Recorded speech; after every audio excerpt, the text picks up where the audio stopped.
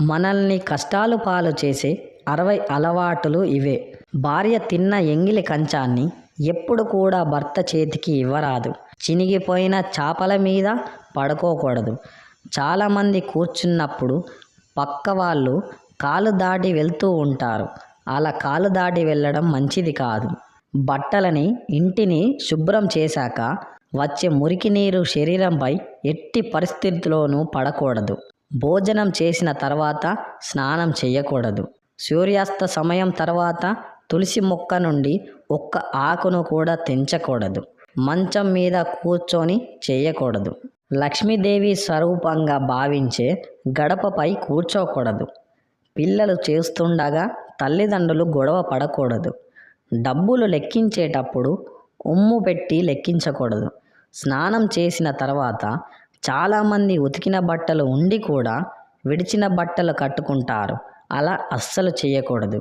స్త్రీలు పడుకునే ముందు గాజులు, కమ్మలు, తాళిబొట్టు వంటివి తీసి నిద్రించరాదు. ప్రతిసారి ఇచ్చి పుచ్చుకునేటప్పుడు కేవలము కుడి చేతితో మాత్రమే ఉపయోగించాలి. ఎడమ చేతిని ఉపయోగించకూడదు. నేల మీద పడిన ఆహారాన్ని కాలుతో అస్సలు తొక్కకూడదు. పూజ చేసేటప్పుడు నుదిటిన కుంకుమ బొట్టు ధరించకుండా చేయకూడదు. చీకటి పడిన తర్వాత ఇంట్లో లైట్ వేసిన తర్వాత ఇల్లు ఊడవడం మంచిది కాదు. రోకలి బండలు, పాత్రలు కడగకుండా అశుభ్రంగా ఉంచుతారు అని అలా ఉంచడం వల్ల కూడా నష్టం జరుగుతుందని పండితులు చెబుతున్నారు. చీకటిలో భోజనం చేయకూడదు. ఇల్లు ఊడ్చిన చీపుర్ని నిలబెట్టకూడదు. సాయంత్ర సమయంలో ఎప్పుడు పొరపాటున కూడా నిద్రపోకూడదు. భార్యాభర్తల సాయంత్రం సమయంలో సంసారం చేయకూడదు. మహిళలు మంగళసూత్రాలకు, దేవుడు బొట్టును, సేఫ్టీ పిన్నులను తొలగించకూడదు. పాడైపోయిన చెప్పులను ఇంట్లో ఉంచకూడదు. పగిలిన అద్దాన్ని కూడా ఇంట్లో ఉంచకూడదు. భోజనం మధ్యలో లేచి వెళ్ళరాదు. తల వెంట్రుకలు, గోర్లు ఇంట్లో తీయరాదు. పెరుగును, ఉప్పును అప్పు ఇవ్వరాదు. వేడి అన్నంలోకి పెరుగు వేయకూడదు. తిన్న తర్వాత ఒళ్ళును విరవరాదు. పాచి ముఖముతో అద్దం చూసుకోరాదు. వికలాంగులను హేళన చేయరాదు. గడపపై పాదం పెట్టి వెళ్ళరాదు. ఒంటి కాలిపై నిల్చోరాదు. మంగళవారం మరియు శుక్రవారం పుట్టింటి నుండి కూతురు అత్తారింటికి వెళ్ళరాదు. చేతి గోళ్లను కొరకరాదు. అన్నదమ్ములు, తండ్రి కొడుకులు ఒకేసారి క్షవరం చేయించుకోరాదు. ఒంటి అరటాకు తేరాదు.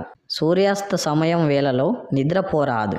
భోజనం తర్వాత చేతిని ఎండబెట్టవద్దు. పెరుగును చేతితో చిలికి మజ్జిగ చేయరాదు. కాళ్ళు కడిగేటప్పుడు మడమలను తడవకుండా కడగరాదు. కర్పూరాన్ని ఎండాకాలంలో దానం ఇవ్వరాదు. తిన్న తక్షణమే పడుకోరాదు.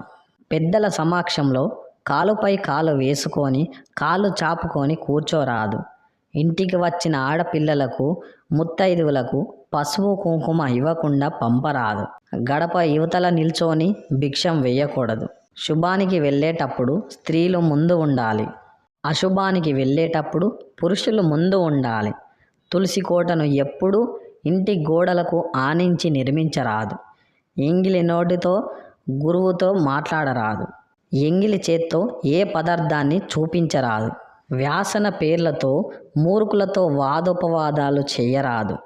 ఇంటికి ఉత్తరంలో నల్లటి వస్తువులు ఉంటే అవి నెగిటివ్ ఎనర్జీని తీసుకువస్తాయి. పూజ చేసేటప్పుడు ఎప్పుడూ తూర్పు లేదా ఉత్తరం దిశలో మాత్రమే చేయాలి. పాలు కారే మొక్కలు ఇంట్లో ఉంచరాదు.